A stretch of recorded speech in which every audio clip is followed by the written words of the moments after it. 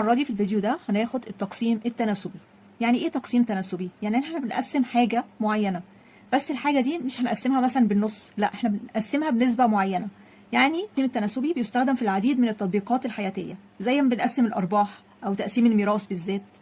طيب تعالوا نشوف مثال ومن خلاله نوضح ازاي هنشتغل فيه. بيقول إذا أراد رجل توزيع مبلغ 3600 جنيه على شخصين بنسبة 3:2، فكم يكون نصيب كل منهما؟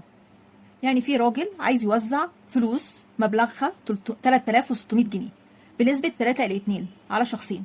طب بنعمل، قلنا باستخدام خاصية الضرب التبادلي، ان حاصل ضرب الطرفين بيساوي حاصل ضرب الوسطين. طب احنا خدنا ان ايه؟ بنعمل الكسر اللي هو الزرار ده هيظهر بالمنظر ده. هنكتب في البسط 3 في 600، وبعدين نعمل السهم لتحت عشان ننزل في المقام. نكتب 5 وبعدين نعمل السهم يمين وبعدين نعمل يساوي. طلع الناتج 2160.